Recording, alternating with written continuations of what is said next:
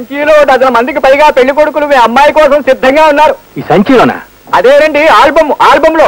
చూడండి, మా అమ్మాయికి ఇంకా చదువు పూర్తి కాలేదు, దాని పెళ్లికి ఏం తొందర లేదు. మా అబ్బాయి కథ ముప్పూట్లా తిని బరిదగించి ఊరిని తిరుగుతాడు. ఆ దద్దోజనం గారికి ఏదో సంబంధం చూడండి. ఏమిటో ఏదేదో మాట్లాడుతున్నట్టున్నారు. మా అత్తగారికి ఏదైనా పెళ్లి సంబంధం చూడమంటున్నాను. ఏమిటో మాట్లాడుతున్నారు. మా అబ్బాయికి పెళ్లి సంబంధం చూడమంటున్నాను. అదేంట్రా మాధవ గారికి పెళ్లి సంబంధమా? సాధ్యం చేసినట్లు వాళ్ళ బాబు అలా అరుస్తాడేమిట్రా? అబ్బా, ఓహో ఇద్దా. మా అబ్బాయికి పెళ్లి సంబంధం చూడమంటున్నాను. ఇదేనా వినబడుతుందా?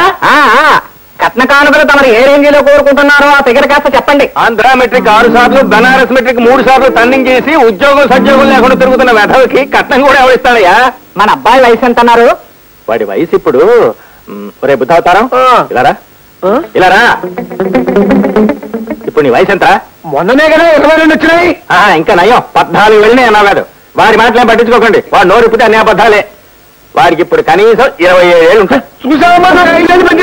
మీ నాన్నగారు అన్నట్టు ఆయన ఎంత చెప్తే అంతేరా నీ వయసు. చూడండి, అమ్మాయికి 24 ఏళ్ళున్నా ఏమీ అభ్యంతరం లేదు. ఒకవేళ 24 ఏళ్ళ అమ్మాయి దొరకపోతే 12 ఏళ్ళ వాళ్ళు ఇద్దరు చూడండి, అడ్జస్ట్ చేసుకుంటా. అఘోరించాలే.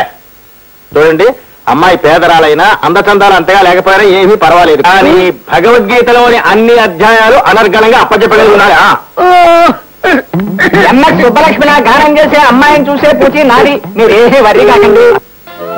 మాధవ, నీ చిన్నప్పటి నుంచి మీ నాన్నగారి ఫోటోలన్నీ సేకరించి అంటించారు. నీ పెళ్లి ఫోటో ఇక్కడ అతికించాలని ముచ్చట పడుతున్నారు. ఆయన చెప్పినట్లు వినరా పిచ్చగదవా? నువ్వు పిచ్చిదానివి, నా బొడ్లో ఉన్న భాష నీకే అర్థమవుతుంది. సంబంధం చూడటం విషయంలో జాప్యం జరగడానికే వీల్లేదు. నేను చెప్పిన విషయాన్ని మీకు జ్ఞాపం ఉన్నట్టే కదా.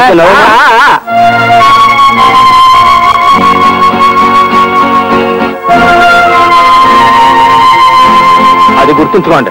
ఏమండో, మీరు నా శక్తిని శంకిస్తున్నారు. నాకు ఒకసారి ఒక పని పురమాయించారు అంటే దెబ్బకి అదంతే.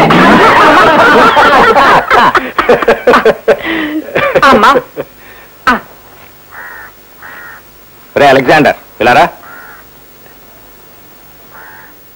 పడిపోయిన పెద్ద మనిషిని చూసి నవ్వడం కాదురా, రేపు మిమ్మల్ని చూసి ఊరంతా నవ్వకుండా జాగ్రత్త పడు.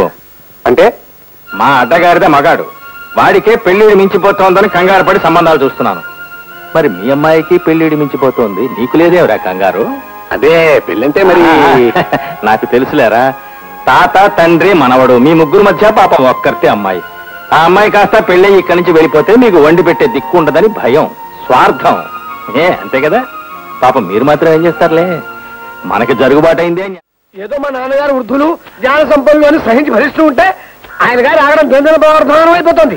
నా చదువుకున్నంత మాత్రాన చవటగా దద్దోజనం తిడతారా? అలా తిడితే నా ఒక్కడికే తగులుతుందా?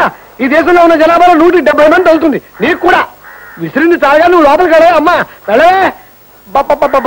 మిరపకాయలు ఒకటి, తిక్కుమాల మిరపకాయలు, దౌర్భాగ్య మిరపకాయలు, వీటి నిముతుంటే కింద నుంచి పైదాకా ఒకటే మంట. నిమే చూస్తున్న మంట.